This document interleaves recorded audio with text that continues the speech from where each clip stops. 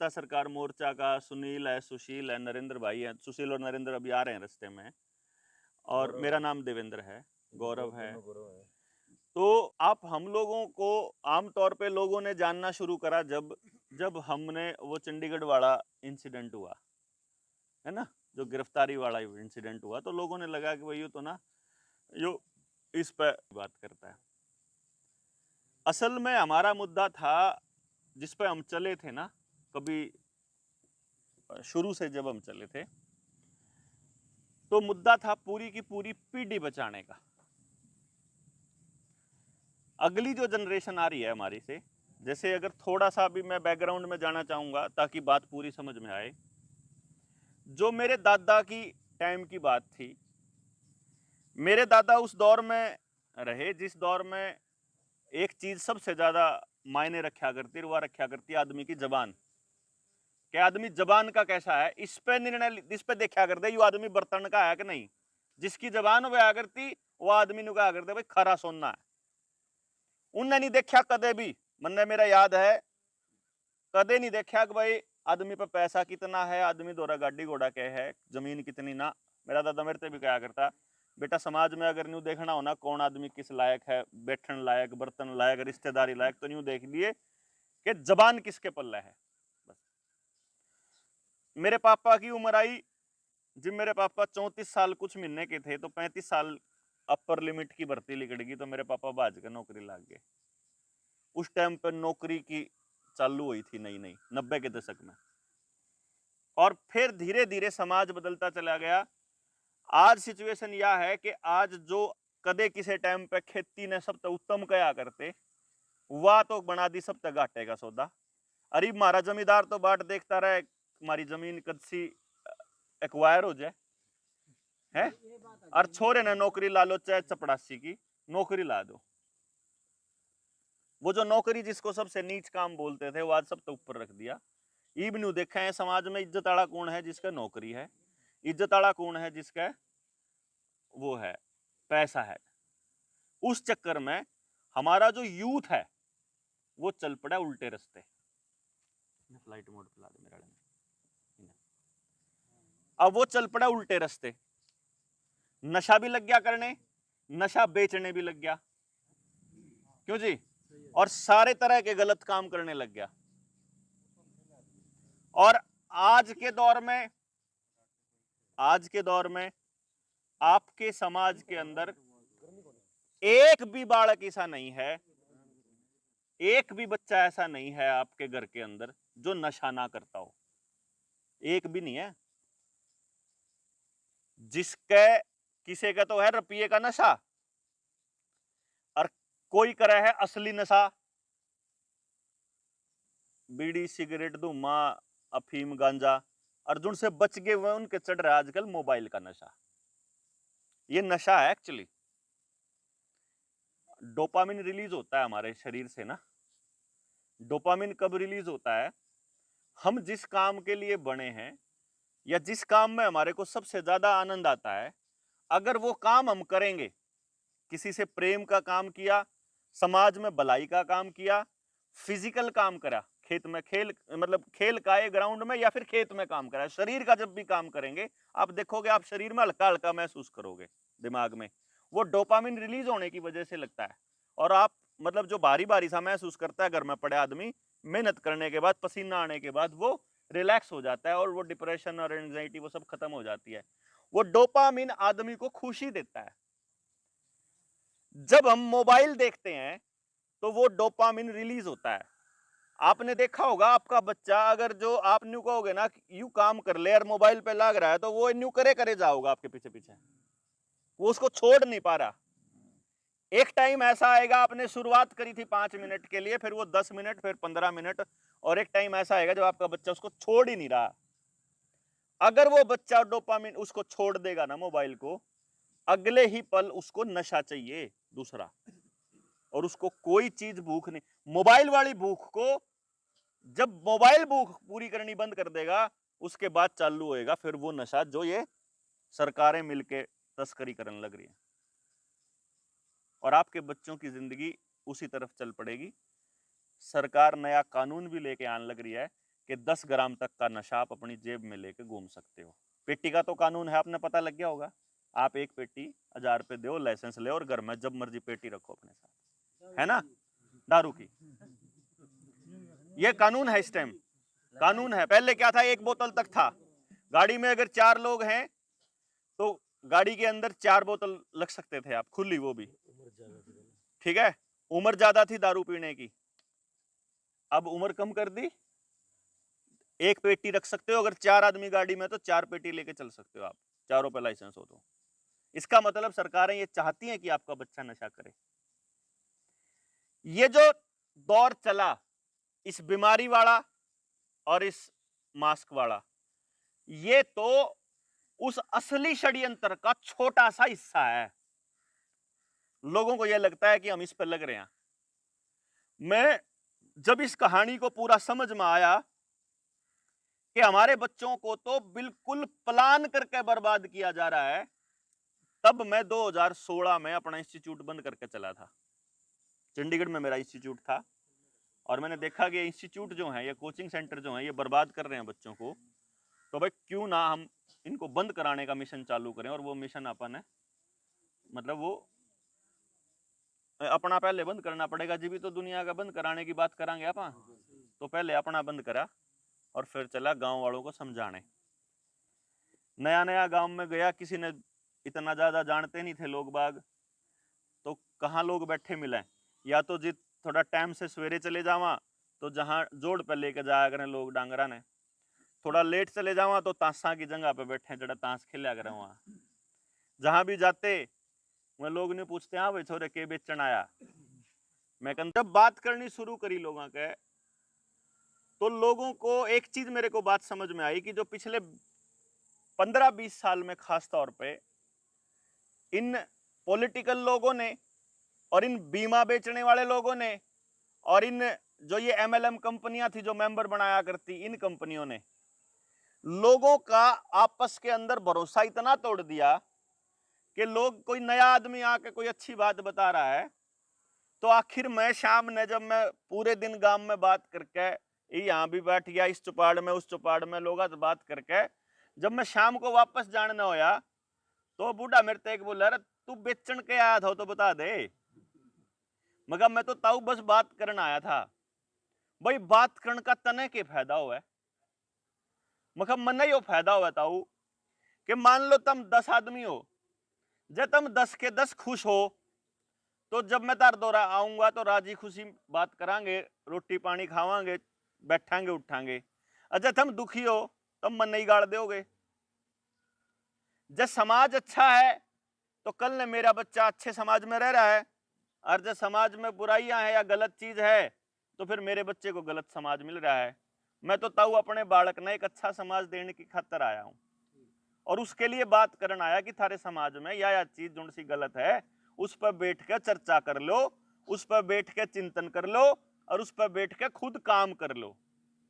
क्योंकि दुनिया का कोई आदमी नहीं आओगा बाहर तय आपके गांव ने बचान, ना किसी सरपंच ने ठेका, क्योंकि दारू पिया के बन रहा अगला, ना MLA ने ठेका, ना MP ने, क्योंकि पार्टी ने टिकट दे रखी, आपने कुछ कौन दे रखा, और करोड़ों रुपया खर्च कर रहा अगला। तो उन्हें क्यों ठेका आपके बच्चों का, और क्या ठेका आपकी जमीन का।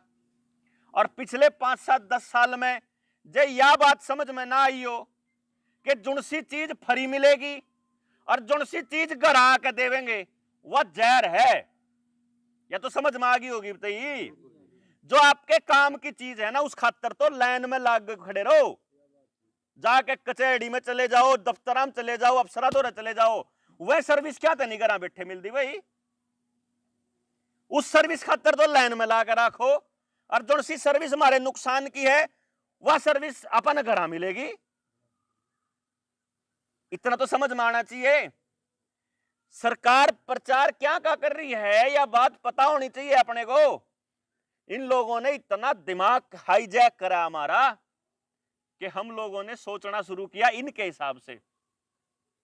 या जो है ना स्क्रीन, या स्क्रीन, ये आप लोगों को मालूम भी नहीं है, ये पेटेंट है। और इसका पेटेंट किस नाम से है मालूम है आपको?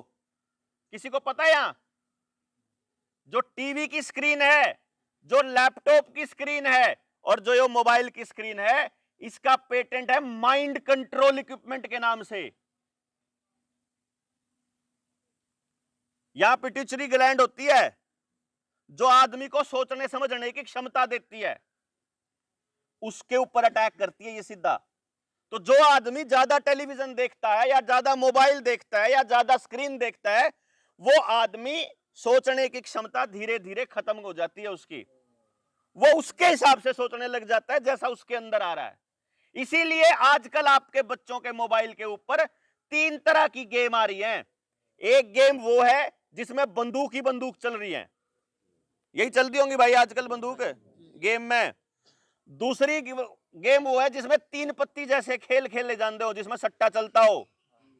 और तीसरी टाइप की गेम वो है जिनके अंदर टास्क मिलते हैं, ये टास्क पूरा करोगे तो आगे पावर मिल जाएगी, ये टास्क पूरा कैसे मिलते हैं ना भाई। ये 3 ही टाइप की गेम है। यही 3 नशे आपके समाज में, आपके यमुनानगर में कोई दिन जाता होगा जब बंदूक ना चलती हो, ठीक है बात। और आपके आसपास नशा कितना हो गया, और ये जो सट्टे कितने हो गए, 17 जो सट्टा बाजार जो कितना चालू हो गया, इसका भी बेड़ा लग गया होगा। और आपके आसपास ये काम करोगे तो पावर मिलेगी। यह चीज इन्हें 2 साल चला के देखी, सर्टिफिकेट पहला लगवाओगे, सर्टिफिकेट दिखाओगे तो सचिवालय जाओगे, तनख्वाह जब मिलेगी, हाजिरी जब लगेगी, राशन जब मिलेगा, स्कूल में जब जाओगे, यही चलाई थी ना इन्हें कि सर्टिफिकेट दिखाओगे, पहले का दिखाओगे, दूसरे का दिखाओगे, यही चला है ना। यही गेम में चल रहा। आपके छोटी पीढ़ी, जो आपके छोटे छोटे बच्चे हैं, उनको भी यही सिखाया जा रहा, और जो आपकी बड़ी पीढ़ी है उसको भी यही बताया जा रहा। अब आते हैं स्क्रीन के ऊपर। छोटा सा एग्जांपल ले लो। मैंने एक बात कही, मैंने कोई बात कह दी,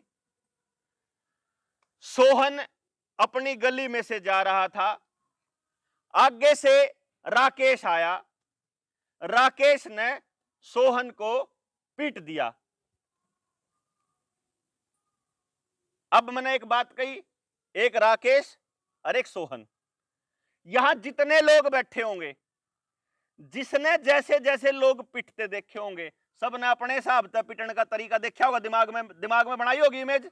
भाई वो आगे तान लग रहा था, उन्हें उसके थप्पड़ मारे, गुस्से मारे, एक लात मारे, एक डंडे मारे, अपने हिसाब से बनाया सबने, है ना। सबने अपना दिमाग चलाया। और जब मैं टेलीविजन में दिखा दूं कि एक जान लाग रहा है, कान लाग रहा है, उसने मार दिया, तो फिर आप उसके हिसाब से सोचोगे, अपना दिमाग का इस्तेमाल बंद हो जाएगा।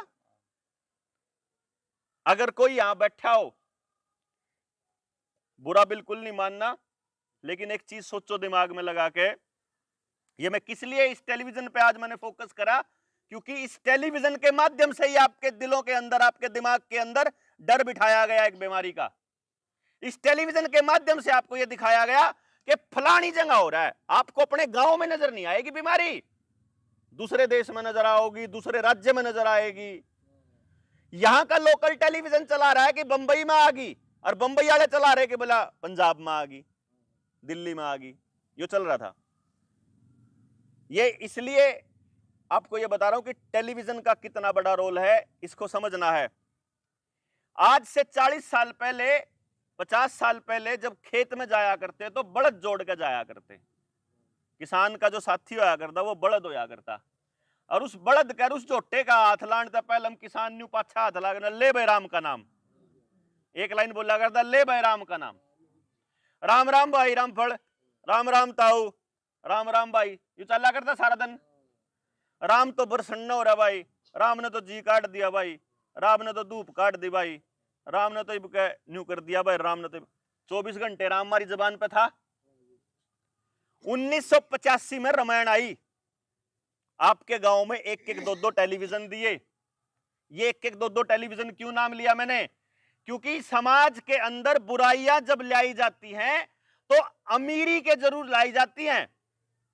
जो गांव का सबसे बड़ा जमींदार होगा उसको दी जाएगी वह चीज, उसकी रिस्सम रिस्सा बाकी लावेंगे, अकमन ने भी उसे जितना अमीर दिखना है, चाहे एप्पल का फोन हो, चाहे बुलेट मोटरसाइकिल हो, चाहे बड़ी कार हो, चाहे बड़ा ट्रैक्टर हो, चाहे बड़ा कंप्यूटर हो, चाहे ब्रांडेड कपड़े हो, चाहे सोने की चैन परानी हो, चाहे बड़े जूते पराने हो, ये सब अमीरी के थ्रू ले आए जाते हैं। और अमीर की इज्जत ज्यादा करेंगे तो इज्जत तो सबने चाहिए, फिर हमारा बालक भी उस इज्जत के चक्कर में उसके राह चल पड़ेगा। तो गांव में एक एक दो दो टेलीविजन आए, उन एक एक दो दो टेलीविजनों ने आपको क्या दिखाया? मेरे याद है मैं छोटा सा था और उस टाइम पे जय श्री राम का नारा लाके मैं बुग्गी पे तो न्यू कूदा होया, कुर्डी पे तो कूदा होया, मैं अपने यार दोस्तों के ऊपर ऐसे लकड़ी की उस डंडी तय तलवार बना के न्यू काटा करदा अपने दोस्तों ने। याद होगा आप में तो भी किसी न किसी का जय श्री राम, मतलब राम से जय श्री राम आया। मेरे ईब समझ में आई है पूरी कैलकुलेशन। रामानंद सागर को पैसा आरएसएस ने पहुंचाया, रामानंद सागर ने रामायण बनाई और जय श्री राम का मतलब था आसपास के लोग काटना। 85 में चालू हुई, 87 में 1987 में रामायण खत्म हुई, 2 साल चली, लगभग 1.5 पौने 2 साल। 87 में महाभारत आई, 89 तक चली, 88 तक चली, उसके बाद में फिर जय श्री कृष्ण आया, पूरी धर्म परोस दिया। उससे पहले हमारे धर्म कैसे माया करता? दादा खेड़ा हो गया, गांव तबार माता होगी, अपने खेत में थान हो गया, यही था जी। हमारे पे गांव में 2-2 मंदिर कौन थे? हमारे पे एक थान होया करता, एक खेड़ा होया करता, सारा गांव उसके हिसाब से भाई दादा खेड़े की जय बोल के चला करता, सारा अच्छा बुंडा काम वहीं तक चला करता। हम लोगों को वो धर्म की अफीम ऐसी चटाई, ऐसा गलत परसेप्शन उस टेलीविजन ने दिया कि हम लोगों ने 1990 के अंदर लाल कृष्ण आडवाणी अपनी रथ यात्रा लेके निकल से पड़ा था, याद है?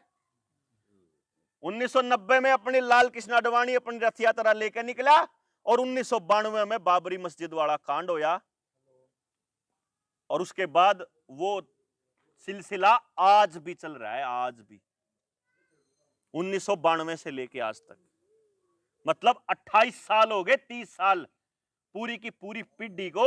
आज के टाइम आपका बच्चा टेलीविजन पे क्या देख रहा है और मोबाइल में क्या देख रहा है आपके सामने है। कितनी नफरत आ गई जात की जात के लिए, क्यों जी, और कितनी धर्म के लिए। ये कहां लेके जाएगी आपके बच्चों को? जो बच्चा स्कूल में नहीं गया, आज मैं यहां आपके बीच बैठा हूं, क्यों बैठा हूं पता है? उसका एक बहुत बड़ा कारण है। और आप लोग क्यों बैठे हो? क्योंकि आपके समाज में आपने अपने बचपन में ऐसी जिंदगी जी है जब सारा समाज इकट्ठा बैठा करता। सरकारी स्कूल में गांव के सबसे अमीर आदमी का बच्चा भी पढ़ा करता और सबसे गरीब आदमी का बच्चा भी पढ़ा करता। हमने वो दौर देखा, मैं भी उसे स्कूल में पढ़ रहा हूं, इसीलिए मेरे अंदर ये अभी तक बचा हुआ है कि मैं आपसे आके बात कर लूं। सब कुछ नाश होने लग रहा है ना, बचा लो, इसीलिए हिम्मत आया अगली पीढ़ी में को नहीं। किसान आंदोलन चला, चाहे आपके गांव में तो 10 आदमी गए और चाहे आपके गांव में तो 1000 आदमी गए, मैंने नहीं पता, लेकिन जितने गए थे वह गए थे जो 40 साल तो ऊपर के थे। 40 से नीचे के आदमी तो जाजू के उल्टे आ लिए थे 2 दिन में, घूम घाम का उन्होंने तो टूरिस्ट प्लेस बना रखा था। पूरे के पूरे देश की बात बता रहा हूं मैं आपको, ये जितने भी लोग आए आंदोलन में। इसका मतलब वो 40 से ऊपर के आदमियों के अंदर क्या है? समाज उनके रग रग में बसा हुआ है। और जो हमारा बच्चा है उसको हमने क्या दिया? समाज तो दिया ही नहीं। आपका बालक 6 बजे जावे घर तबार, बस में बैठ ले, स्कूल में जाके good morning good evening line में लागो, होमवर्क लिया हो, आके ट्यूशन पढ़ लो, थोड़े दिन बाद टेलीविजन देख लो और सो जाओ। जब समाज देखा ही नहीं आपके बच्चे ने, तो समाज के लिए करेगा क्या वो? और आप अपने बच्चे को 18 साल के बाद कैसे घर में रखोगे? 18 साल तक तो अपने ने छाती का ला कर रख लोगे, 18 के बाद तो समाज में ही तारना पड़ेगा। और समाज में तो टेलीविजन, हथियार, नशा और धर्म के नाम पे नफरत, यही तो है। कैसे बचाओगे अपने बच्चे को? हाँ, जाति और धर्म कैसे बचाओगे?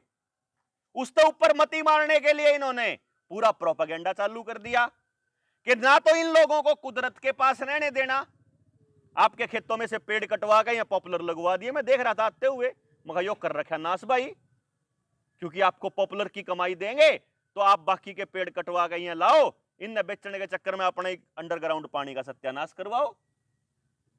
उसके बाद आपको ज्यादा फसल के नाम पे पेस्टिसाइड दे देंगे, नए बीज दे देंगे, पुराने बीज खत्म, सारे बांझ बीज पकड़ा दिए। और एक कहावत है, जैसा खाए अन्न वैसा होए मन। अगर बांझ बीज खाओगे तो बांझ औलाद होंगी। क्यों जी? सरकारी आंकड़ा है 40% नपुंसकता और बांझपन है अपने देश के अंदर। और ये सारी कब से आई? जब से हरित क्रांति आई। हरित क्रांति आई थी तब बैठे हैं। 40 साल पहले हम गांव में कितने अस्पताल होया करते? कोई नहीं था, डॉक्टर भी नहीं था। कितने पीछे लाया करते दवाइयां पे? एक चवन्नी नहीं रह करती दवाई पे। मारी मां पर, मारी दादी पर रसोई में उसका इलाज होया करता। जब हमारा छोटी मोटी बीमारी चोट फेट लग गई, और जब रसोई में नहीं होया करता तो खेत में होया करता, गांव के गोरा हो जाया करता। नहीं होता हो तो बताओ क्यों ताई? समझे बात आप? एक आधी ताई भी होगी। मेरा कहने का मतलब यो है कि अपने पास गांव के अंदर ऐसी व्यवस्था थी कि गांव के एक एक बच्चे के लिए रोजगार था। हमने कोई समस्या, मेरे दादा ने समस्या नहीं थी, उसका 8 औलाद है मेरे दादा के, मेरे बाप के 5 हैं हम, और हमारे पे एक भी नहीं क्यों जा रहा। क्यों? क्योंकि वो व्यवस्था थी, हर काम को हाथ देने का तरीका था। आज हमने में सारे के सारे उनके हाथ में सौंप दिए, और उन्होंने देखा कि ये तो इसे बोले आदमी है, ये अपनी औलाद ने अपनी आंखें आगे देखने लग रहे, बर्बाद होंगे, फिर भी कुछ नहीं कर दे, तो बढ़िया इन लगाओ लाइन पे, समेटो और इनकी जमीन थी आओ। इसीलिए ये प्रोपेगेंडा चालू होया। कौन कौन मानता है कि जो या 2 साल पहले 2 साल से चल रही है या बीमारी असली थी? माने भाई कोई गांव का आदमी? सारा गांव मान रहा नकली है। तो जब बीमारी नकली है तो इलाज के नाम पे शरीर में केमिकल क्यों डलवा रहे? या बात नहीं समझ में आई लोगों के? सरकार ने ये नहीं कहा कि आप लोग स्वस्थ रहोगे, आपको कोई शरीर में कोई नुकसान नहीं होगा, और अगर शरीर में नुकसान होया तो जिम्मेदार सरकार या सरकारी कर्मचारी होगा। सरकार ने यह कहा कि अगर तुम ये इलाज नहीं लोगे तो तुम्हारे को पेंशन नहीं मिलेगी, तनख्वाह नहीं मिलेगी, हाजिरी नहीं लगेगी, राशन नहीं मिलेगा, स्कूल में बालक नहीं जाओगा, पेपर नहीं देने देवांगे, यो नहीं करने देवांगे, वो नहीं करने देवांगे, रजिस्ट्री नहीं होगी, जहाज में नहीं चढ़ पाओगा, बस में नहीं चढ़ पाओगा, रेल में नहीं चढ़ पाओगे। क्या ना देश मारा, गांव मारे, स्कूल मारे पैसे तय तनख्वाह लेने लग रहे, टैक्स के पैसे तय मारे, पैसे तय ये सेक्रेटरिएट और सचिवालय बन रहे, मारे पैसे तय रेल बिछरी, मारे पैसे तय बस स्टैंड, बस सारे कर्मचारी चाले, और हम ही नहीं कर सकते कुछ भी। भाई तू एक बीमारी का इलाज जबरदस्ती कर रहा, बाकी बीमारियों का भी कर देना नहीं, बाकियों का क्यों नहीं कर रहा? या कॉमन सेंस कहां मर गई? उस टेलीविजन ने स्क्रीन ने मार दी। अगर यो ना हो हमारे गांव में तो हमारा बालक कुछ सोचेगा करने की। आज 5 दोस्त बैठे हो, 5 के 5 अपने अपने मोबाइल में लगे रहे हैं, देश दुनिया तो कोई मतलब ही नहीं। दिया किसने यो? अरे तो ये छोटे छोटे लगन लग गए टावर, रेडिएशन का लेवल इतना आ गया कि पेड़ पौधों आस पास में पशु पक्षी भी कम हो गए। और याद हो मेरी बात, अगर पुरानी किसी ने वीडियो देखी हो, और जब न्यू कहा करते कि सुप्रीम कोर्ट का आदेश है, स्वैच्छिक है भाई, लुआना हो लुआओ, ना लुआना हो लुआओ, और मैं ये कहा करता कि सुप्रीम कोर्ट जबरदस्ती करेगी आने वाले टाइम में। आने वाले टाइम में आपके साथ जबरदस्ती होने जा रही है, और इस बात से आप लोग वाकिफ नहीं हो, सोए हुए हो। अभी तक के सारे वायरस फ्रॉड थे इनके, और आने वाले टाइम में ये लोग नया कानून लेके आ रहे हैं जिसका नाम है नेशनल हेल्थ बिल। उस नेशनल हेल्थ बिल में ये क्या कह रहे हैं कि अगर सरकार को ये शक हो गया कि आपके घर में वायरस है, आपके कपड़ों में वायरस है, आपके बेड में वायरस है, या आपके राशन में वायरस है, तो वो सामान घर ते बाहर फाक के उसमें आग लगा सके, ये कानून में है। नेशनल हेल्थ बिल अभी जुलाई के अंदर या अगस्त के अंदर वो जो मानसून सत्र है उसमें पेश करने वाले हैं लोकसभा में मोदी साहब। उसके अंदर ये लिखा हुआ है, अगर आपके घर के किसी सदस्य को वायरस होने का शक है तो वो उसको जबरदस्ती उठा के क्वारंटाइन कर सकते हैं, आपकी मर्जी के बिना, सरकारी वारंट के बिना। सरकारी अधिकारी आएंगे और आपके आदमी को, आपकी औरत को, किसी को भी, बाण बेटी को उठा के ले जाएंगे। अब वो 14 दिन क्वारंटाइन कहां करेंगे, कैसे करेंगे, किसी को नहीं पता। पिछले दूसरी लहर में देखा था ना, चेक करके इन्होंने टेस्ट कर लिया कि ये इतने बुज़दिल लोग हैं इस देश के अंदर कि बाप दादा के जब चौपाल में ताश खेल देगा लठ मारे थी ना पुलिस, तो जवान छोरे हंस रहे थे कि बीमारी फैलावे था, ठीक लग गई इसका। क्यों जी ऐसे नहीं थे? लगे थे ना, गांव में बड़े थे ना पुलिस है। उस टाइम गांव में हिम्मत नहीं हुई कि तेरी हिम्मत कैसे होगी गांव में बढ़न की। वो जो गांव का कल्चर था उसको खत्म करने के लिए पूरा खेल खेल रहा है, और हमने उसको बड़े आराम से सरकार को करने दिया। हमारे लोकतांत्रिक अधिकार खोए और हमने खोने दिया। हमारे ऊपर जबरदस्ती करी, हमारे बच्चे पर जबरदस्ती करने की कोशिश करी और हमने करने दिया। कमाल की बात है, मेरा शरीर मेरी मर्जी के बिना उसके कोई हाथ ला दे, ऐसी किसकी हिम्मत होगी भाई? क्या समाज इतना भी निश्चित नहीं कर सकता कि मेरा शरीर मेरी मर्जी से कोई हाथ लाओगा? केमिकल डालना तो दूसरी बात है, उसके अंदर है इलाज के नाम पे डालो चाहे क्या के नाम पे डालो, लेकिन मुझे छूने का हक किसी का नहीं होना चाहिए, इतना मैं नहीं जानता। ये बात समझने की थी, लेकिन नहीं, उन्होंने देखा कि ये तो गांव वाले तो मानते नहीं भाई, इकट्ठे रवे हैं, इनको तोड़ा कैसे जाए, उसके इलाज ढूंढे। आज के टाइम पे आपके गांव में थोड़ा बहुत भाईचारा बढ़ने लग गया था, फिर आगे सरपंची के इलेक्शन, थोड़े दिन में ही देख लियो, फिर वो दारू का चलन, वो पैसे का खेल, वो नफरत का बाजार, वो चलेगा। क्योंकि आप लोगों को मालूम ही नहीं सरपंच से मांगना क्या है। जिस सरपंच की तनख्वाह 4,000 रुपए है, जिस 4,000 रुपए तनख्वाह का मतलब है एक गाड़ी की टंकी फुल को नहीं होती 4,000 रुपए में, तो वो आदमी बड़ी गाड़ी में चल लेगा और आपके इलेक्शन के अंदर लाखों रुपया खर्च करेगा, वो आदमी आपके लिए काम करेगा? सवाल ही पैदा नहीं होता। और हमें मालूम ही नहीं कि चर्चा क्या करनी है। हमने नान्यू पता एमएलए तक के पूछना, हमने नान्यू पता जो वोट मांगना होगा उससे के पूछना, और उन्हें पता है कि इन्हें क्या ही का नहीं बेरा, क्योंकि ये कभी बैठ के मुद्दे पे बात करते ही नहीं। उनको इस बात का पता है ना। रहने दो, बंद कर दो। किसी ने लग रही गर्मी, बंद कर दे, शोर है, शोर है,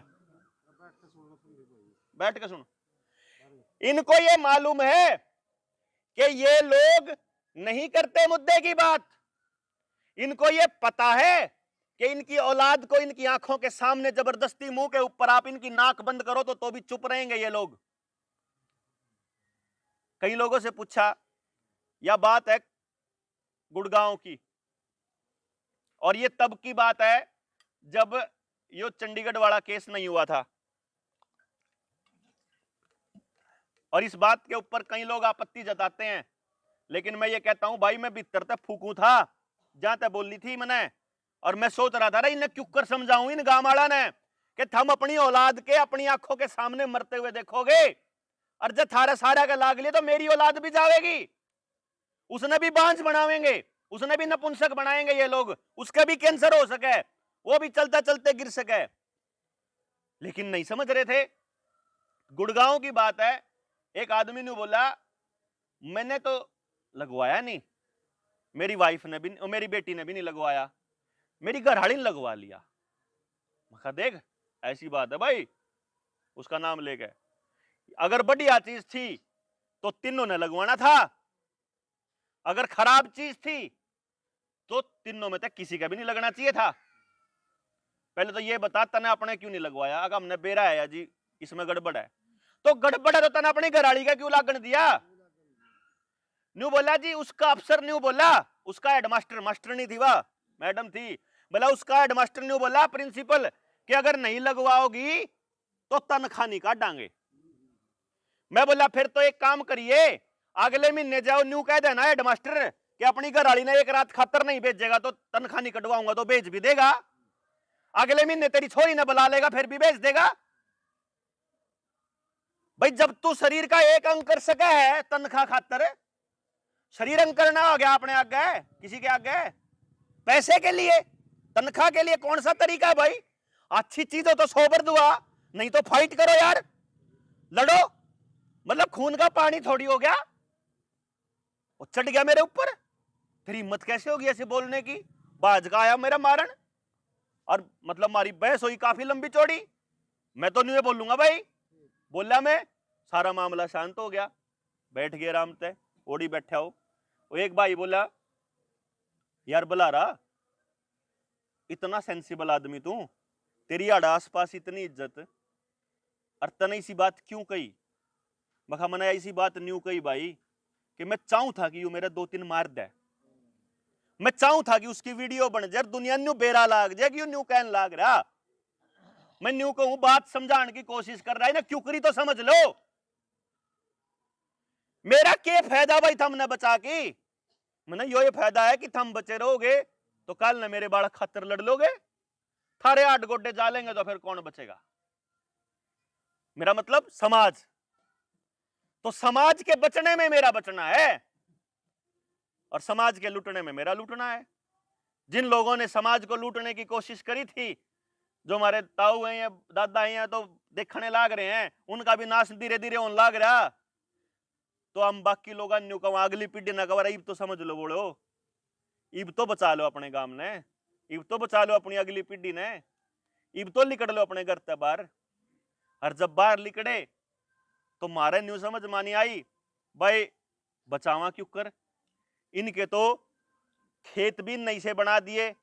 अकीब तो ट्रैक्टर जितना बड़ा बड़ा मर्जी ट्रैक्टर लिया वो पाट दे नहीं, पहले हम तो अड़गेलबा दिया कर दे हैं, इतने पेस्टिसाइड गिर दिए उसके अंदर। आगे जावे औलाद का पैदा होंदे लान लाग जाए हॉस्पिटल वाले, आखिर तक नहीं छोड़ दे, पैदा होने तक पहले पेट में लाग जाए लान। भाई यो तो अच्छा खेल होया, ठीक हम निरंते पढ़ाई इसी है, अपनी अकल का इस्तेमाल नहीं कर सकते। जितने बालक हैं इनते माँ बाप न्यू क्यों हैं, थारे में तो थार पे तो कुछ होता नहीं, जिम्मार पे है ही नहीं, समाज ने व्यवस्था ही नहीं तैयार करी, तो अगली पीढ़ी की क्या गलती है भाई? जिस बच्चे को अभी मैंने देखा, एक बहन जी थे, वो छोटे बच्चे ने गोद में ले रही थी। भाई जब आप, वो छोटा बच्चा है 1-1.5 साल का, कुदरत की अमानत है ना वो तो, या अमानत बड़ी होंदे होंदे निकम्मी कैसे हो जाती है? यह बात क्यों नहीं समझते आप? क्यों ऐसी हालत आती है कि हमारी औलाद जैसे ही बड़ी हो वह सपने देखने लाग जाए मैं तो किले बेच के बाहर जाऊंगा? क्यों उसको यहां डर लगता है रहने में? यहां तो उसको अपने ही खेत में काम करने में भी शर्म आती है, और ओढ़ा वो सफाई भी कर ले। क्यों? क्योंकि यहां हमने इज्जत को बांट दिया। अगर आप अमीर की और गरीब की इज्जत अलग अलग करोगे तो आपका बच्चा अमीर होने के लिए कोशिश करेगा। अगर आप बड़ी गाड़ी वाले की और छोटी गाड़ी वाले की और पैदल वाले की इज्जत कम ज्यादा करोगे तो वो करने की कोशिश करेगा जिसमें ज्यादा इज्जत होगी।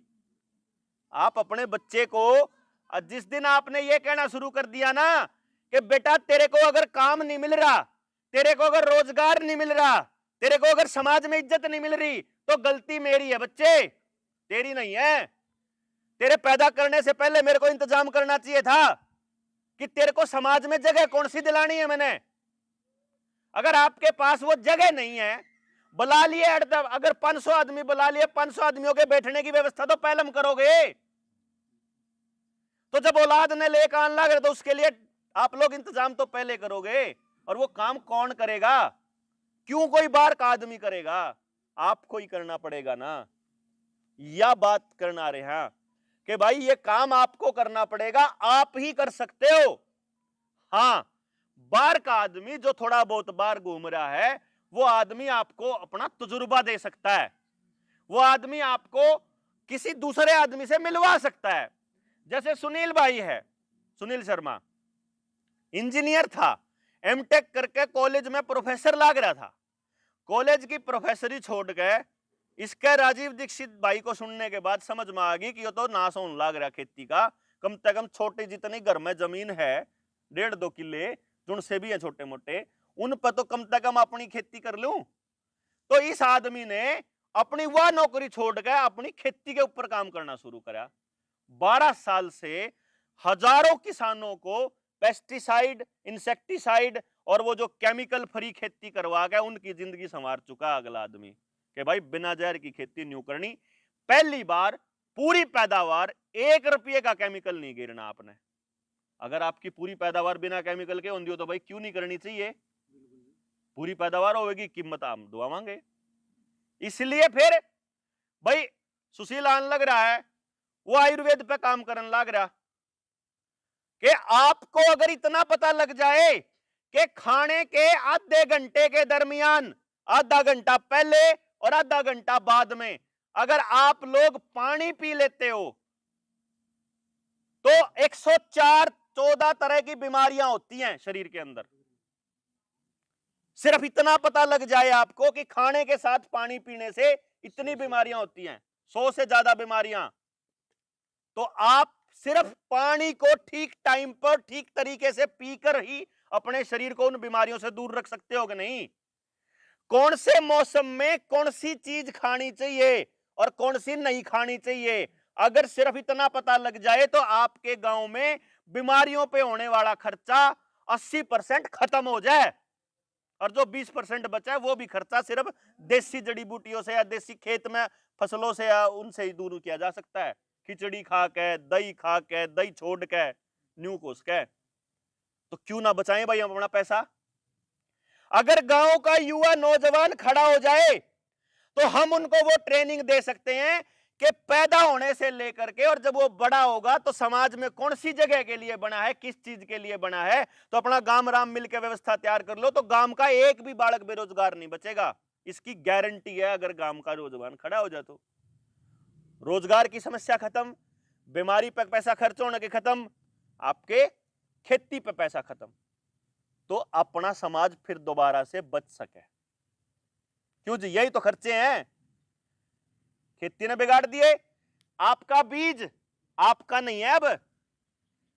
अगर उन्होंने अगले बीज में जहर दे दिया तो आपको जहर वाली खेती खानी पड़, जहर वाला अनाज खाना पड़ेगा।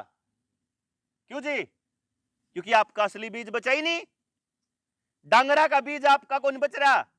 कोई खागड़ नहीं गांव में, कोई जोटा नहीं बच रहा। क्यों जी? सारे के सारे ओडी ताव है अस्पताल में तय। तो खेती का बीज भी बाजार में ताव है, डांगरा का बीज भी बाजार में ताव है, और मानस का बीज भी बाजार में तान लागे तो। क्यों जी? रही सही इनने 2 साल में लाल के बाकी बड़का का नमटेरा कर देंगे। इन्होंने तो प्लान बनाया था कि स्कूल आड़ा के भी ठोकेंगे।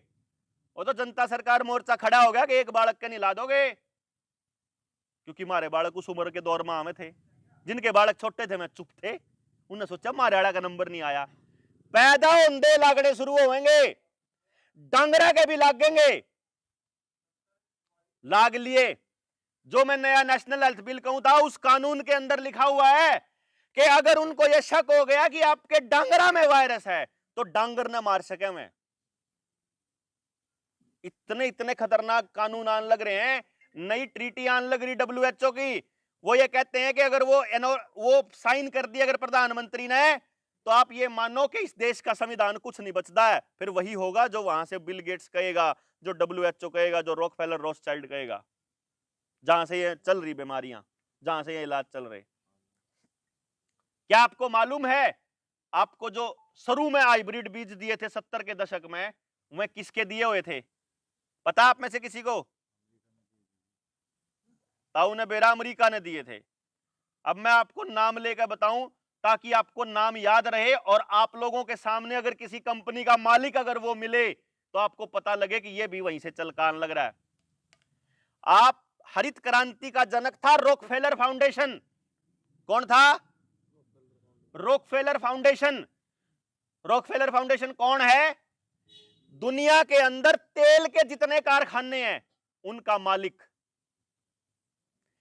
तेल को साफ करने के बाद जो केमिकल बचता है, उससे जो पेस्टिसाइड बनता है, उसका मालिक रॉकफेलर। उसके बाद जब आपके खेत में वो पेस्टिसाइड पड़ते हैं और आपको heart attack, blood pressure, sugar और पता नहीं दुनिया जहान की बीमारियां होती हैं, उन बीमारियों का इलाज करवाने के लिए जब आप अस्पतालों के चक्कर काटते हो, क्योंकि हरित क्रांति आई थी तो अस्पताल आए थे, न्यूनतम बीज आए थे और न्यूनतम अस्पताल आए थे। देख लियो सर्च करके ये नौजवान बालक कि अमेरिका से रॉकफेलर के दिए हुए बीज और अस्पतालों का बनना साथ साथ आया था। तो जब रॉकफेलर फाउंडेशन, जो इलाज के नाम पे जो आप दवाइयां खाते हो, बड़ा जो ड्रग माफिया है, उसका मालिक भी रॉकफेलर फाउंडेशन। और हमारे बालका ने न्यू शक है अगर WHO, इतने बड़े बड़े साइंटिस्ट, इतने बड़े बड़े लोग, इतने बड़े बड़े डॉक्टर, भाई डॉक्टर कौन बने आज के टाइम पे? जो बालक 12वीं तक रट्टे मारदा हो, यही तो बना है। और उनकी पढ़ाई पढ़ता हो। किसकी पढ़ाई? WHO की। WHO किसने बनाया? 1908 में अब्राहम फ्लेक्सनर कमीशन बैठा अमेरिका के अंदर, American institute of advance studies के अंदर, American institute of medical sciences के अंदर सारी पढ़ाई होया करती। हमारा आयुर्वेद भी पढ़ाया जाता, हमारी होम्योपैथी भी पढ़ाई जाती, एक्यूप्रेशर, एक्यूपंचर, नेचुरोपैथी, सारी चीज पढ़ाया करते। लेकिन फ्लेक्सनर ने 1910 में अपनी रिपोर्ट दी कि पूरी दुनिया में एक जैसा मेडिकल सिस्टम होना चाहिए। हमने कहा भाई एक जैसी तो बीमारियां होती ही नहीं। राजस्थान में जैसा मौसम है वैसा मौसम जो है वो मुंबई में नहीं है। मुंबई में बारिश के हिसाब से जो बीमारियां होंगी वो राजस्थान में कैसे हो जाएंगी? नमी की वजह से बीमारियां अलग होती हैं, उधर बीमारियां अलग होती है। रेगिस्तान में पहाड़ की बीमारियां अलग हैं। जहां जैसी बीमारी होगी वहां वैसा पशु होगा, वहां वैसी गाय होगी, वहां वैसी वनस्पति होगी उसको ठीक करने के लिए। यह बात हमारे बुजुर्गों से ज्यादा कोई नहीं जानता। जिस टाइप की बीमारी जन्म ले रही होती है, कुदरत में पैरेलल में वैसी जड़ी बूटियां अपने आप पैदा होनी शुरू हो जाती है। कुदरत बैलेंस करती है एक दूसरे को। तो वो जो फ्लेक्सनर कमीशन ने कहा कि पूरी दुनिया में एक जैसा मेडिकल सिस्टम होना चाहिए है? उस फ्लेक्सनर कमीशन को पैसा देने वाला, फंडिंग देने वाला भी रॉकफेलर फाउंडेशन है ना। कमाल की बात। और आज जो ये ड्रोन प्रधानमंत्री ने कहा ड्रोन चलेंगे, ये ड्रोन कौन सी कंपनी के हैं पता है आपको? ये टेक्नोलॉजी का नाम क्या है? ब्लू रिवर टेक्नोलॉजीज का नाम है। हिंदी में कहूं तो नीली नदी।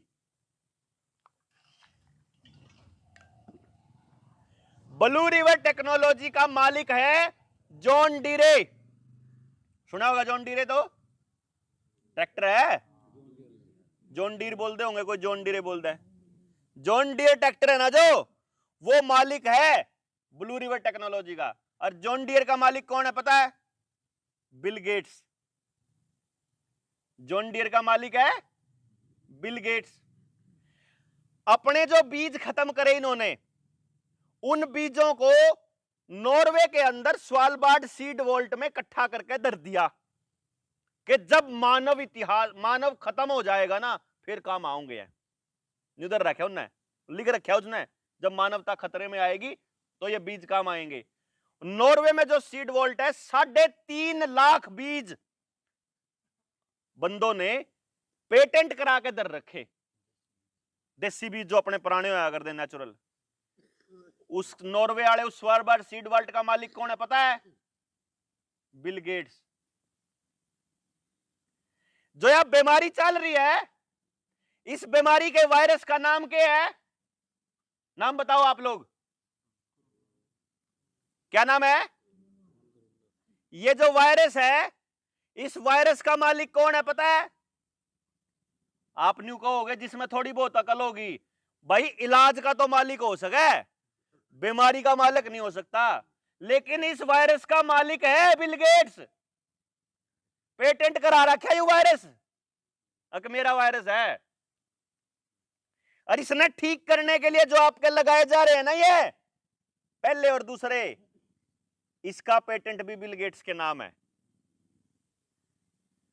3.25 लाख एकड़ जमीन खरीद के अमेरिका का सबसे बड़ा, दुनिया का सबसे बड़ा किसान है बिल गेट्स। और वो ये कहता है कि पूरी दुनिया में 70% लोग यूजलेस ईटर हैं।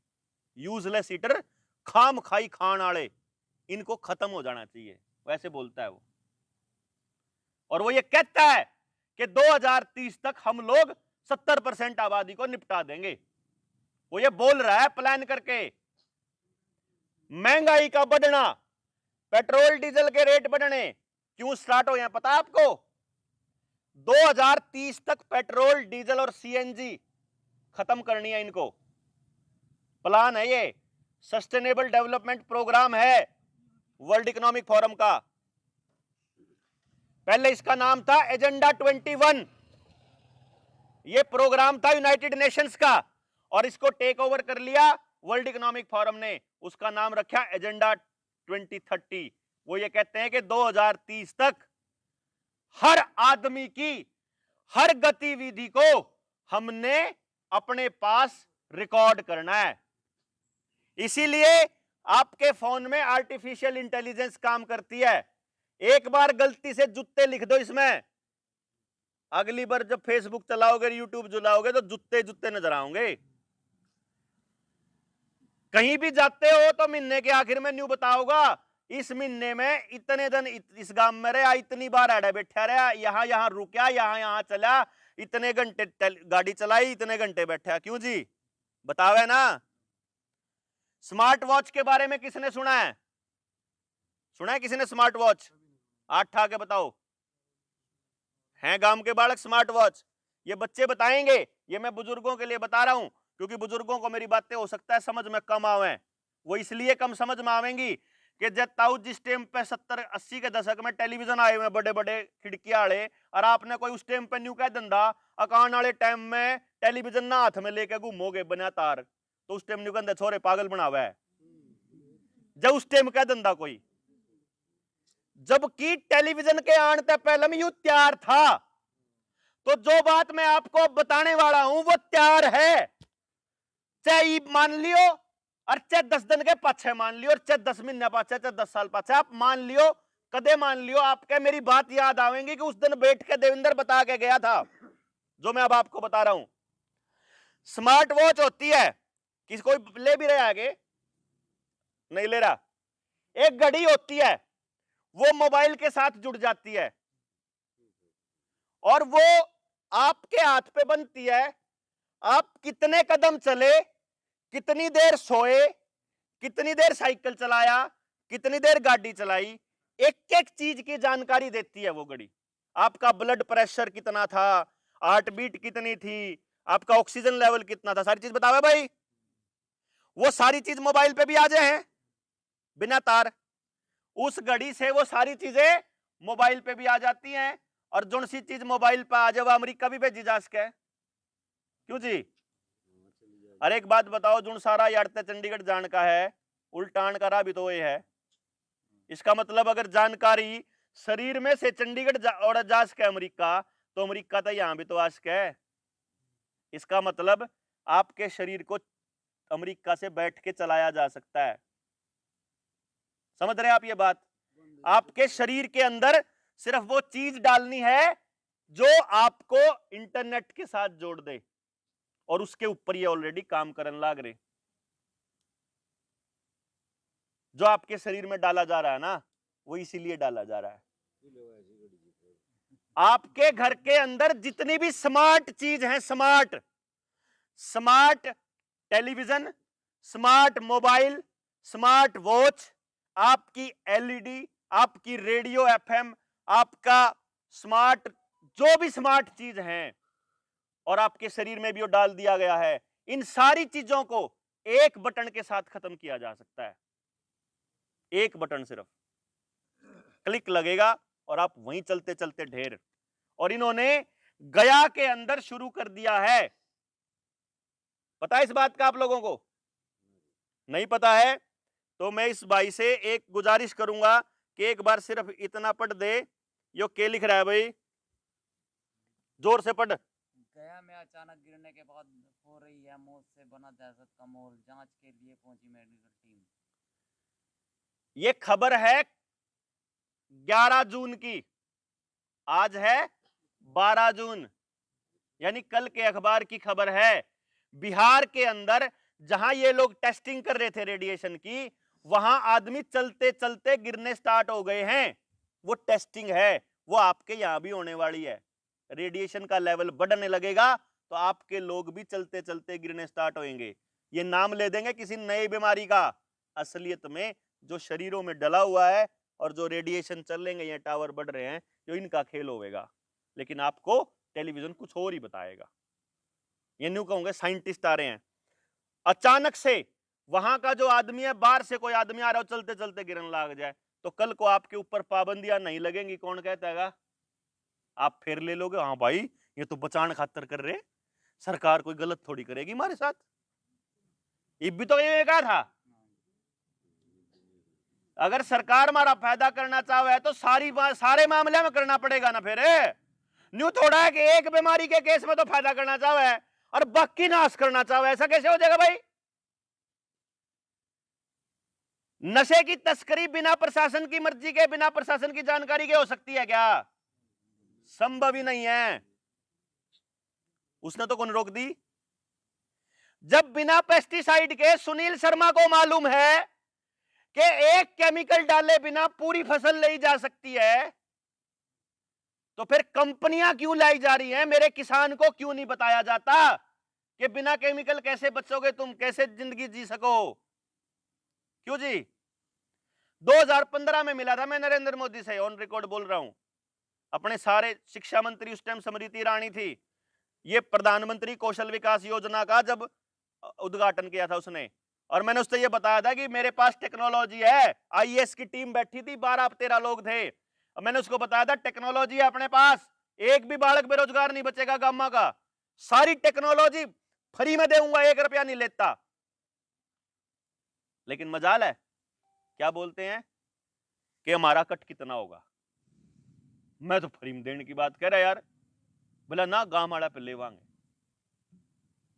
गामाड़ा के खाते में तो काट लेंगे, बीमे भी तो लाग रहे कटन, कट नहीं रहे, फसल के भी कट रहे और आपके भी कटन लग रहे।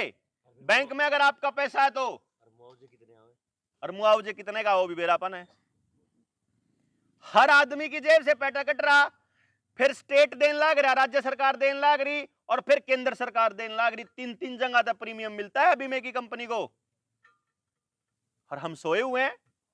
किसी का बैंक में खाता है तो आपके खाते से जबरदस्ती पैसे काट लिए जाते हैं, 18-19 रुपए अगिए क्या के फलाने बीमे के, और आप नहीं सोचो यार 19 रुपया खातर 100 रुपया का 200 रुपया 500 रुपया तेल फूकना पड़ेगा बैंक में जाने चक्कर में, पड़े रहने देना है। आपको वो छोटी चीज लगती है, लेकिन कितने करोड़ लोग हैं इसका अंदाजा लगाओ। जो आपको फास्टैग के नाम पे आपको चेप दिया गया कि 180 रुपये तो रखने हैं उसमें, 180 रुपये गुणा करो कितनी गाड़ी है देश में, कितने करोड़, नहीं समझ में आ रहा। हमने यो जो रोड मांगे तो कौन, ये स्पेशल एग्रो रूट, ये क्यों बनाए जा रहे जबरदस्ती? मेरे बच्चे को मेरे गांव में शिक्षा मिलती हो और मेरे गांव के 5-7 किलोमीटर में रोजगार का इंतजाम होता हो, तो मने कड़ा जरूरत है गाड़ी की, मने कड़ा जरूरत है मोटरसाइकिल की। हम साइकिल पर पैदल क्यों नहीं गुजारा कर लेंगे? लेकिन अपने को जान के इतनी इतनी दूर फेंका जाता है प्लान करके कि आप अपना भाईचारा तोड़ो, आप आपस में लड़ो भिड़ो और अपनी औलाद को अपनी खेती से दूर करो। सोच लो, आप एक एक आदमी अपनी औलाद ने क्या कहा है, पढ़ लिख के कुछ बन जा, नहीं तो डले ढोवेगा, पढ़ लिख के कुछ बन जा, नहीं तो खेती में नुए पागल होवेगा। खेती ने बदनाम अपने आप खुद करा पा, और फिर बड़ा पीछा पा, न्यू सोचा मारी औलाद तो मारा कहना ही नहीं मानती। अरे तने खुद ही तो कहा था कि मैं तो बेवकूफ आदमी हूं, खेती करूं। औलाद सियाणी बनाने की अपन तो प्लानिंग करी थी, फिर वह क्यों बड़ी होकर करेगी जब आपने बता दिया कि यू काम तो निकम्मा का आदमिया का काम है। अगर आपने ये बताया होता कि भाई खेती इसी चीज है, या जमीन भूखा नहीं मरने देगी, चाहे दुनिया में कुछ करिए ना करिए, आग लगती हो, चाहे तूफान आता हो, बारिश आती हो, या जमीन नहीं भूखा मरने देगी, अगर हमने ये सिखाया होता तो हमारी औलाद अपनी जमीन छोड़ के दिल्ली जाकर नशे नहीं करती, कंपटीशन के नाम पे किते किते जाकर बैठा है। आज वो अपनी जमीन की लड़ाई लड़ रही होती। लेकिन आज 90% से ज्यादा किसान का जमीन जो है वो किसान क्रेडिट कार्ड के नाम पे बैंक में पड़ी है, और उधर से उसकी कमाई खत्म होने लग रही है। आपके एक एक पैसे के ऊपर रिकॉर्ड है उसका, आपकी एक एक मूवमेंट के ऊपर है, आपकी एक एक बात के ऊपर निगरानी है। तो कल को मान लो अगर बैंक को यह मालूम पड़ जाए कि आपके पास अब पैसा नहीं बचा, थोड़ा बहुत सोना बचा होगा, उसका रजिस्ट्रेशन आपको करवाना पड़ेगा, नहीं करवाओगे तो चोरी का माना जाएगा, करवाओगे तो सरकार ने बेरा है कि बालिंदो इतना पड़ा है सामान। जब वो धीरे धीरे खाली हो जाएगा और उस दिन सरकार ये कह देगी कि यो जमीन के जो से लोन ले रखा है यो दे भाई, उस दिन कहां जाओगे? उस दिन के लिए लैंड बैंक बना रखा है, सबकी जमीन एक मुश्त ऐसे खींची ऐसे लेकर जाएगी। इंतजार करो, वेट करो। आपको लगता है कि सिर्फ रोडवेज बिकने वाली है, आपको लगता है कि सिर्फ स्कूल बिकेंगे, आपको लगता है कि सिर्फ रेलवे बिक रही है। अगर किसी अनजान आदमी के साथ कोई अत्याचार हो रहा है और हम वहां चुप बैठे कुछ और ही बकवास कर रहे हैं सोशल मीडिया पे, तो ये समझ लो अगला नंबर अपना आने वाला है। जमींदार की जमीन बस एक बटन पे रखी है, एकदम फिनिश। उसके बाद अपने बड़कन के दोगे, दंगाई वो पहले से बढ़ाने लग रहे हैं बंदूक दे देगा। अब ये समझने की बात है कि ये लोग नई नई स्कीम लेके आएंगे। समस्याएं तो मैंने गणी बता दी, अरे मेरे पे गणी और है 2-3 घंटे बोलने, लेकिन ये समझ लो कि इनकी जड़ क्या है, ये समझ लो बस। क्योंकि अगर आपको मूल समझ में आ गया, आपा फिर बैठ जाएंगे। गामराम जो बच रहे हैं बाकी उन्हें बुला लाइयो, आपा फिर बैठ जाएंगे। क्योंकि गांव के समझ में नहीं आया तो काम नहीं बनेगी बात। पहले समझ में आएगा, फिर उससे फाइट करेंगे। फाइट कैसे करना है? आपकी गुलामी का रास्ता चलता है यहां से, या एक आपकी गुलामी का रास्ता है सबसे जरूरी। अपने नौजवान बच्चों को आपने अगर शुरुआत में सिर्फ एक दिन के लिए भी इससे छुट्टी दिला दी, भाई संडे मत यूज करो, या सोमवार रख दो, या कोई एक दिन रख दो, भाई आज माता का दिन है, शुक्रवार का व्रत है, आज मोबाइल का भी व्रत है। वो इसीलिए तो लड़ाई है ताऊ भाई, जब तो मुश्किल है, जब तो सोच पे काम करना, जब तो 4 घंटे बोलना रहा 2 घंटे। अगर ये काम इतना आसान होता तो दिन रात पागलों की तरह थोड़ी लगते हम लोग, घर बार छोड़ के पागल हैं के। ये काम इतना आसान है नहीं, लेकिन इसके ऊपर काम तो करना ही पड़ेगा। भाई देखो, 2 चीज समझो, हमने अपने बच्चे को यहां से और ऊपर लेके जाना है, उस छत पे ले जाना, न्यू मान लो, और एक ऊपर से नीचे ले आना। बताओ ज्यादा जोर किस में पड़ेगा? ऊपर ले जाने में ज्यादा जोर पड़ेगा कि नीचे ले आने में? सीधी सी बात है। बच्चे का तो चलो एग्जाम्पल दूसरा ले लिया, कोई गेंद है, बॉल है, भारी है, अगर नीचे से लेके जानी तो जोर ज्यादा लगेगा, और ऊपर तो घेर दो बस, आपको आ जाएगी। क्यों जी? समाज का भी अगर ऊपर उठाना है तो जोर लगेगा, और गिराना है तो क्या करना, छोड़ दो बस, गिरन तो लगी रहा है। समाज की बर्बादी का सबसे बड़ा कारण है गांव का शरीफ आदमी। गलती होगी, शरीफ आदमी नहीं, शरीफ आदमी की चुप्पी।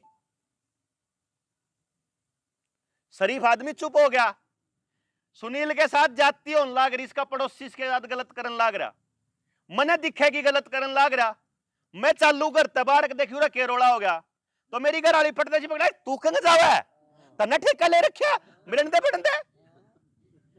वह यह भूल जाए कि आज तो उसकी गेल गलत होने लग रहा, कल ने तेरे साथ होगा तो कौन आवेगा। या जो चुप्पी है ना, समझने वाले आदमी की चुप्पी, या है अपने समाज की बर्बादी का कारण। इससे बचने का पहला तरीका यह है कि सबसे पहले तो शरीफ आदमी को, ईमानदार आदमी को, बढ़िया आदमी को अपनी चुप्पी तोड़ के घर से निकलना पड़ेगा, क्योंकि ईमानदार आदमी के ऊपर लोग भरोसा भी कर रहे हैं। उसके बाद उन लोगों को ढूंढना पड़ेगा जो उनसे शरीफ हैं और ईमानदार हैं, और उनने मिलकर अपने समाज के बनाने पर काम करना पड़ेगा। हो सकता है कि एक पीढ़ी सिर्फ लोगों ने तैयार करने में लग जाए। भाई भगत सिंह ने जब अपने देश के लिए जान देने की बारी सोची थी, उसको यह मालूम था कि मैं जो लड़ाई लड़ रहा हूं, मैं नहीं इसका फल देख पाऊंगा, मेरी अगली पीढ़ी आजाद रहेगी, और वह रही। अब हमने काम करना बंद कर दिया तो हमारी अगली पीढ़ी गुलाम होएगी 100%। उससे बचाने के लिए इस पीढ़ी ने काम करना पड़ेगा, कोई राह नहीं है अदरवाइज। और काम भी क्या करना है?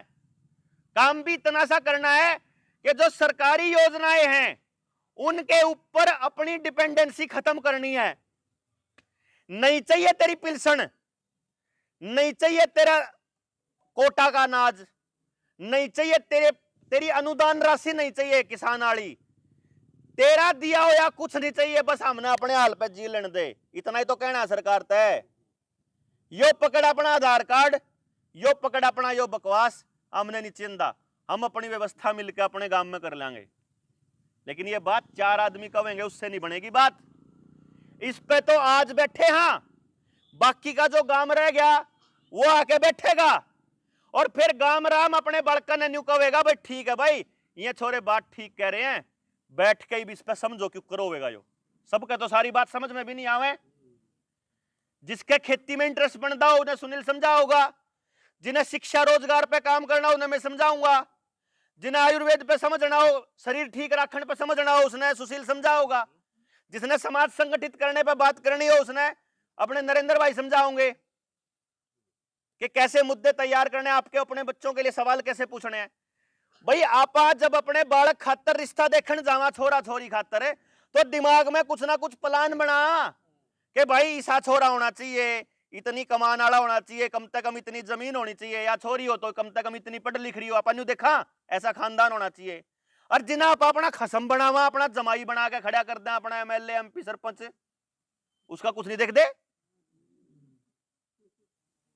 उसके लिए गांव के बाहर बोर्ड लगना चाहिए, अगर कोई अपराधी है या इस पार्टी का है या इस टाइप का है तो वो गांव में अलाउड नहीं है बढ़ना। मेरे गांव में बढ़न के लिए इतने बालक बेरोजगार हैं, इतने किसान कर्जदार हैं, इतना टोटा इसमें होया, यो जो प्रोपेगेंडा 2 साल चलाया इसमें इतने बीमार हुए पड़े हैं। आप लोगों को बीमारी चलेगी इससे, जो आपको 2 साल से दवाई जबरदस्ती दी जा रही है, और बतावेंगे कोई और बीमारी।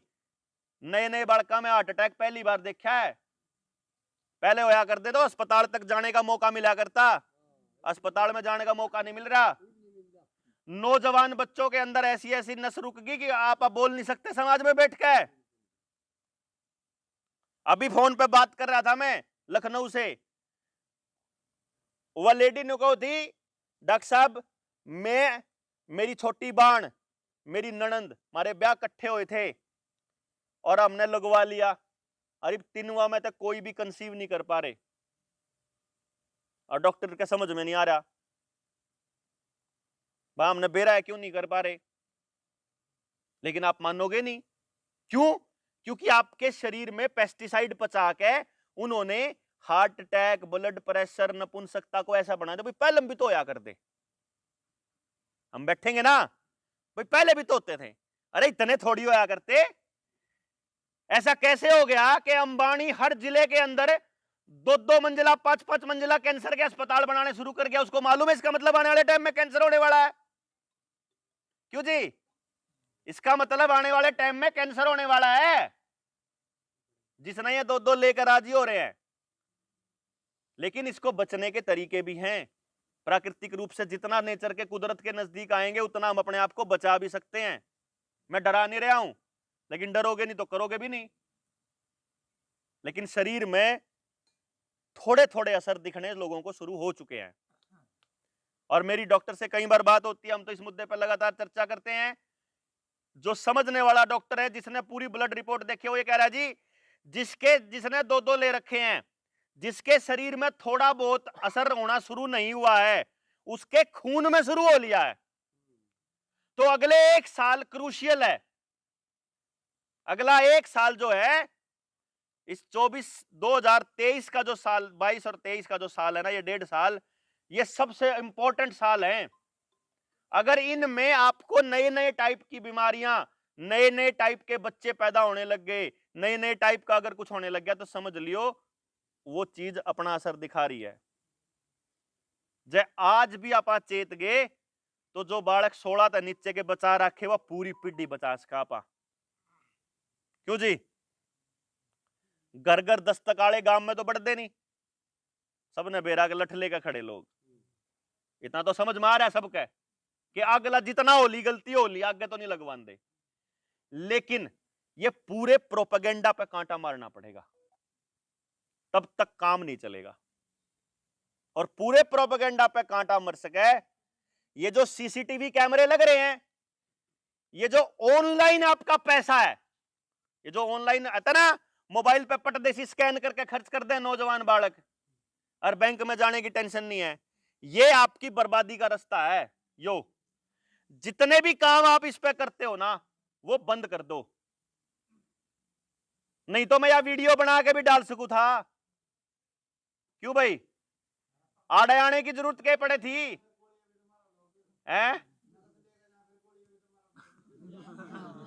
नगद लेके गोलियां मारे, तो इसके लिए व्यवस्था तैयार करने के लिए सरकार पे सवाल पूछो कि ये पुलिस वाले ज्यादा लगाओ, कि तंत्र व्यवस्था ठीक करो। पुलिस वाले तो पहले लूट रहे, तो फिर ठीक है भाई, अपने अगली पीढ़ी ने गुलाम कर लो। फिर जैगर न्यू तो दिखता हो तो नगद कैसा है, इब तो घर घर बैंक खुल रहे हैं। इब आपा ने न्यू को नहीं है कि लाखों रुपए लेकर जाने पड़ेंगे। मैंने इसकी बात कही है, इसका मतलब क्या है मेरा है, छोटी छोटी जो खरीदारी करते हो ना, छोटी छोटी, बड़ी खरीदारी कर लो, 2-2, 5-5 लाख रुपए कर लो ट्रांसफर, 10 रुपए भी ट्रांसफर करें आपा, 150 रुपए करने वो भी ट्रांसफर करें आपा। या ट्रांसफर कितना खतरनाक है आपको अंदाजा नहीं है। जिस दिन हो जाएगा उस दिन समझ लोगे, उस दिन कोई बात नहीं। आपको यह डर दिखाया गया कि लूटपाट है, समाज के अंदर लूटपाट नहीं है। सरकार की परमिशन के बिना दंगा नहीं हो सकता, सरकार की परमिशन के बिना अपराध नहीं हो सकता। आपको जरूरत महसूस कराई जाती है अपराध करके। आपको ये दिखाएंगे कि पुलिस वालों को, आपने कभी किसी थाने में जाके देखा है?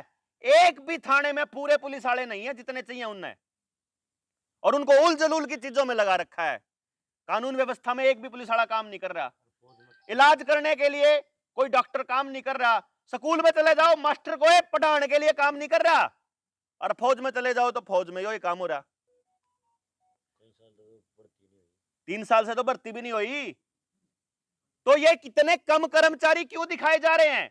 ताकि अब आप ही बता दो, गांव में कोई मास्टर है जो आपने दारू पिंदा या देख लिया हो, या आपने देख लिया कि तो इसमें तो अकले कौन थी, तो सिफारिश लग रहा है, और एक आपने कोई बड़ा कोचिंग इंस्टीट्यूट है, अगर आपसे एक फार्म भरवाया जाए कि अपने बच्चे को फलाने मास्टर पे पढ़वाना है, या उस फलानी कंपनी का कोचिंग सेंटर आपके गांव के सरकारी स्कूल में खुल जाए ऑनलाइन पढ़ाई, तो आप किस पे करोगे?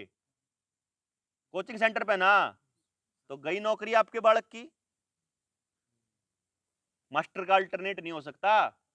अगर कोई ये कहे कि आप अगर फास्टैग पे जाओगे, गाड़ी में फास्टैग लग रहा है, उसमें तो कटेंगे 50 रुपए, और कैश दोगे तो 100 रुपये, या गुंडागर्दी नहीं है? कटे ना। तो या जबरदस्ती क्यों? ठीक है, जिसका जी करता उससे दो, जिसका जी करता उससे दो, ये क्या मतलब हो गया? उसके बाद टोल टैक्स हाई क्यों? सबसे पहली बात तो जब रोड टैक्स ले रखे हमारे पता है।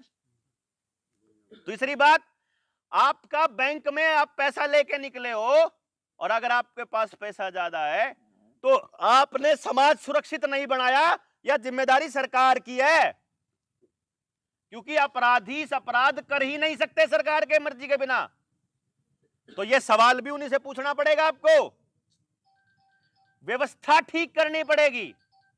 और सबसे पहली बात तो यह है, आपने बतावा रुपया के लेन देन गांव में 5-10 लोग आने के हुए इतने ज्यादा बड़े, आम आदमी के को नहीं होंगे इतने लेन देन बड़े मोटे। आम आदमी तो अपनी रोजी रोटी गुजारा कर रहा है। ये जो किसी ना किसी पार्टी के पिछलग्गू बने होते लोग हैं, ये जो गुलामी करें या जो मोटे पैसे का लेन देन करें, यही तो इन्हें तो चाहिए है मोटे पैसे के। और इंदौर तो गाड़ी भी है, इंदौर तो बंदूक भी पाओगी, इंदौर तो 5-10 आदमी बिठाने का जुगाड़ भी है। आम आदमी को नहीं जरूरत है इनकी, लेकिन आपको साइलेंट कर लो, आपको जबरदस्ती जरूरत महसूस कराई जाती है। और आने वाले टाइम में साइबर अटैक होने वाला है, आपका इंटरनेट खत्म होने वाला है। तो जिस दिन आपका इंटरनेट खत्म हो जाएगा उस दिन आपके पैसे भी क्लैश हो जाएंगे। और अगली बार जब इंटरनेट दोबारा चालू होगा तो उसके बाद आपको पैसा सरकार की मर्जी से ही खर्च करने का हुक्म मिलेगा। वह होगी असली गुलामी। हर कोने के ऊपर, हर रोड के ऊपर, हर चौराहे के ऊपर, हर घरों के आसपास सीसीटीवी कैमरे लगे होंगे। अभी तक तो लॉकडाउन लगाया है जबरदस्ती का और आप जबरदस्ती निकल गए। अगर गांव के बाहर सीसीटीवी कैमरे में आपकी मोबाइल की आपकी लोकेशन, मोबाइल की, आपकी गाड़ी का नंबर, आपका चेहरा दिख गया उस कैमरे ने, तो आपने कानून तोड़ा, आपके खाते में से पैसे अपने आप कटने स्टार्ट हो जाएंगे। जैसे गाड़ियों के चालान कटने स्टार्ट हो गए हैं। हम ये कहते हैं हमें ऑनलाइन चालान नहीं भरना भाई, आदमी काटो चालान, खड़े हो, हमने अपने बच्चों को नौकरी देनी है भाई, हमने तनख्वाह दुआनी है उन तय। क्यों जी? अपने बच्चों को रोजगार आदमियों से मिलेगा, रोबोट से थोड़ी मिलेगा। जयपुर के अंदर पहला रोबोट आ चुका है कि रोबोट चालान काटेगा। और आपको सीरियसनेस समझ में नहीं आ रही है। आपको काबू रोबोट किया करेंगे। जो किसान तोड़ के चले गए बैरियर, क्योंकि आगे पुलिस वाले जो थे वह उन्हीं के बेटे थे। अगर वो पुलिस वाले ऐसे रोबोट होते, एक एक रोबोट में 30-30 आदमियों की ताकत हो, तो पार कर लोगे के? आदमी ने तो समझा लोगे, आदमी ने तो दया आ जाएगी। रोबोट को तो इंस्ट्रक्शन दे रखी है कि इस लाइन से आगे अगर कोई आया तो गोली मार देना। और वो जो रोबोट की गोली मारने की क्षमता है ना, इंटरनेट पे ढूंढ लियो, ऐसे हिलदी हुई चीज पे भी एक्यूरेट निशाना मारता है। क्यों जी? वो गलती नहीं करता, वो दया भी नहीं करता, वो भाईचारा भी नहीं दिखाता। तो इससे भी पीछा छुड़ाना। सबसे इंपॉर्टेंट बात यह है कि आपको अपनी व्यवस्था पे काम करना है। व्यवस्था पे जो बात आपके बीच में आया करने के लिए, ये जो शरीर में जो केमिकल डाल रहे हैं इसकी बीमारी वाली बात तो लगभग सबके समझ में आई हुई है। अब तो बात करनी इससे अगला स्टेप क्या हो। तो एक तो आप लोगों से गुजारिश ये है कि आप लोग अपना एक ग्रुप बना लो, अपने आपस में जुड़ जाओ। नंबर 2, जितने नौजवान साथी हैं, या तो आपको गौरव बता देगा, नहीं तो आप मेरा नंबर भी ले लेना। जो एजुकेशन पे ट्रेनिंग लेना चाहते हो वो अब तो मैंने ऑनलाइन भी डालनी स्टार्ट कर दी, कैसे करना वो मैं बता दूंगा। एजुकेशन की एक एक चीज, अगर हमारी माताओं को, हमारे घर में माताओं को और पिताओं को अगर ये पता चल जाए कि आपके घर में जो बच्चा है वो जो हरकत करता है वो क्यों करता है, अगर इतना पता चल जाए तो आने वाले टाइम में उसको कैसा रास्ता देना है, अगर ये पूरे गांव ने पता हो तो गांव राम मिलकर बैठ के योजना बना सके ना। भाई इसका छोरा साइंटिस्ट है तो इसके छोरे ने साइंटिस्ट बनावांगे, इसका बच्चा स्पोर्ट्स पर्सन है तो उन्हें स्पोर्ट्स पर्सन बनाएंगे। जो पैदाइशी गुण है वो निकालना अपने को आता ही है, टेक्नोलॉजी। तो गांव राम मिलकर आ जाओ, फायदा उठा लो, मारा इस्तेमाल कर लो। एक बात का प्रॉमिस आज हम आपसे करने लग रहे हैं कि इस सर्विस के बदले में, इस ट्रेनिंग के बदले में, इस सेवा के बदले में हमारे में से कोई भी एक भी आदमी आपसे कोई पैसे का ट्रांजैक्शन नहीं करेगा। ना हम पैसे लेंगे ना हम पैसे देंगे। हम काम केवल आपको ट्रेंड करेंगे कि हमारे पास यह चीज है, इसने लेकर अपने गांव में संभाल लो। इतना तो कर सकते होंगे आप, हाँ कि नहीं जी? इतना तो करना भी चाहिए। रही बात खेती की, यो सुनील बैठा और पूरे गांव राम आगे पंचायत में यह बात करना रहे भाई, गांव में ते एक भी आदमी पे 1 रुपया यूं नहीं लेवे इस खेती की सर्विस के बदले में आप पे। वो आयुर्वेद पे थोड़ा काम करने वाला सुशील भाई बैठे पीछे पहुंच लिए, वो नहीं लेवे 1 पैसा भी, लेकिन सिरदर्दी को नहीं ले वहां पा, सिरदर्दी लेनी पड़ेगी गांव राम ने। हम तो आपकी उस सिरदर्दी को दूर करके, आपके सवालों के जवाब देके, आपको जहां जिस चीज की जरूरत है भाई, यह चीज है वो ले आओ, अपना काम पैदा कर लो। अगर आप लोग तैयार हो गए, वो पीछे जो लाल शर्ट में भाई बैठा है ना, और वो दूसरा कहां, महेश का है फोन, महेश फोन पे है। ये 2 भाई कहां से आ रहे पता है आपको? हैदराबाद से, आंध्र प्रदेश से। ये क्यों आ रहे हैं? ये इन्होंने वहां पर एक प्रोग्राम कर रखा चालू, जिसमें ये 0 पैसा कमाते हैं। जिंदगी की जरूरत की हर चीज गांव के अंदर बनाना सिखाते हैं ये वहां, हर चीज, मतलब नए इंजन तक बनाने स्टार्ट कर दिए वहां आपने, और छोटे छोटे बच्चे भी सीख सकते हैं। आपका कोई फसल खराब हो रही है खेत में, उस फसल को सुरक्षित आप अपने पास कई महीने तक सुरक्षित रख सकते हो। जब वो फसल नहीं होगी तो उसने फिर यूज करते रहो। टमाटर को डिहाइड्रेट करके अपने पास रख लो, वो आपका इस्तेमाल हो जाएगा बाद में, बिल्कुल एग्जैक्ट टमाटर, न्यू का एक भी गुण नहीं जाएगा। नेचुरल खेती के ऊपर लगातार काम करने लग रही हो, सुनील भी भाई करने लग रहा।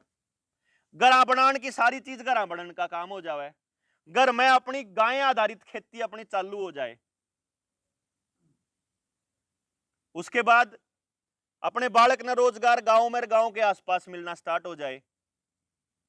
जमीन तो जुड़ा रहेगा बालक, अपनी जमीन खातर छाती अड़ा के खड़ा भी होगा, बिकन भी नहीं देवेगा, और काल न कर्जा माफ भी करवा लेंगे। जब हमने हिम्मत सी बढ़ेगी कि तेरी जरूरतें को नहीं जाओ बात, जो अपना सिबिल लेकर ने तो माफ भी करा लेंगे। जब उनके 15-15 लाख करोड़ रुपया माफ हो सके, उनका 2-2 लाख करोड़ रुपया माफ हो सके, तो उनका तो 20% भी नहीं मारा किसान का कर्जा, एक एक किसान कर्जा मुक्त हो जाएगा। लेकिन जब खड़ा होंगे जीवे तो क्यों जी भाई, जितने के लोग समझे हुए खड़े होंगे उतनी जोड़ता आप अपनी आवाज बुलंद कर लेंगे। आज गौरव चंडीगढ़ था, पंचकुला यमुनानगर से बहुत सारे लोग गए हुए थे। हमने जनता सरकार मोर्चा की जोनल मीटिंग कर रखी थी, स्टेट की मीटिंग करांगे इबा मांग गए। स्टेट की मीटिंग में हम 5000 परिवार निर्णय लेंगे कि थारा नीचे अंदा कुछ आपके बीच आए हैं, जितने जाग जाएंगे आप पहुंचोगे वहां, और साथ लग के न कारवां बढ़ता बढ़ता बढ़ता बढ़ता इतना बड़ा हो जाएगा कि फिर जनता बताएगी क्या करना है। फिर जनता बताएगी मालिक हम है भाई। क्यों? जनता को जैसा स्कूल चाहिए जनता बताएगी ना। हम यहां से डीसी को आदेश लिख के देंगे कि ग्राम सभा ने मीटिंग करी, क्या आपको मालूम है स्कूल मैनेजमेंट कमेटी के पास क्या ताकत है? पता आपको गांव में से किसी को ग्राम सभा की क्या ताकत है मालूम है आपको? ग्राम सभा आपके पास है बिना सरपंच के। सरपंच की जरूरत नहीं है ग्राम सभा के लिए। आप गांव इकट्ठा हो जाओ, ग्राम सभा की मीटिंग बुलाओ, ग्राम सभा में प्रस्ताव पास करो, और ग्राम सभा में बहुमत से पास करके अगर ग्राम सभा कोई भी आदेश पारित करती है ना यहां, तो किसी मुख्यमंत्री और प्रधानमंत्री की औकात नहीं है कि वो आपके आदेश को वापस कर दे। इतनी बड़ी ताकत है आपके पास ग्राम सभा। कोई प्रधान नहीं चिंता ग्राम सभा में, लेकिन आपको मालूम ही नहीं है। आपके बालका ने ट्रेनिंग के लिए भेजोगे तो सिखावांगे, हम उन्हें बतावांगे ग्राम सभा का काम क्या है। स्कूल के अंदर स्कूल मैनेजमेंट कमेटी है, स्कूल मैनेजमेंट कमेटी जो प्रस्ताव पास कर देगी, किसी मुख्यमंत्री, शिक्षा मंत्री, किसी की औकात नहीं है, वो उसको वापस कर देगा। ये ताकत संविधान देता है अपने को। तो जब गांव में कुछ भी लागू करना होगा तो गांव लिख के देगा ना, क्यों जी?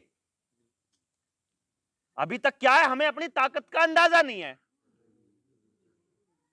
अच्छा एक मैंने न्यू बता दो, सुनील नु कह रहा ओवरडोज तो नहीं हो जाए भाई, ज्यादा तो नहीं होगा कहने का मतलब है? देखो असली मकसद है आप लोगों को आपकी ताकत का, आपके संगठन का एहसास कराना कि आप सबसे बड़ी ताकत हो, लेकिन तब जब आपको चीजों का पता हो। इसीलिए अखबार हो, टेलीविजन हो, मोबाइल हो, सोशल मीडिया हो, सरकारी कर्मचारी हो या कोई आपका नेता हो, वो आपको असली जानकारी कभी नहीं देगा। अगर कोई स्कीम भी आएगी तो अपने आदमियों को दिलाएगा उसका फायदा, आम आदमी को नहीं। तो इसलिए आपके बच्चों को हर फील्ड पे ट्रेनिंग के ऊपर तैयार किया जा सकता है अगर आप लोग आगे आकर के इसमें बढ़ते हो और खुद से आप इसमें इनिशिएटिव लेते हो। लेकिन अगर आपको नहीं चिंता है तो भाई हमारा फर्ज था कि एक बात का बेरा लग गया था, आप तक बताना जरूरी था। अगर नहीं बताते तो कसूरवार हम थे, बताने के बाद भी आप कुछ नहीं करते तो कसूर भी आपके ऊपर। The ball is in your court. अब आपका फायदा आपका, नुकसान आपका, गलती आपकी और बहादुरी आपकी, अपना कुछ नहीं। अपने पे जो था हमने आपके बीच ले आके रख दिया। खेती पे सुनील दो बात बताओगा आपने, उसके बाद अगर सुशील भाई कुछ बोलेंगे तो। लेकिन आपकी जिंदगी से जुड़ी है एक एक बात, कुछ भी ऐसा नहीं है जो ये लगता हो कि भाई या आपसे अलग है। आपका कोई सवाल हो तो आप पूछ सकते हो। रोक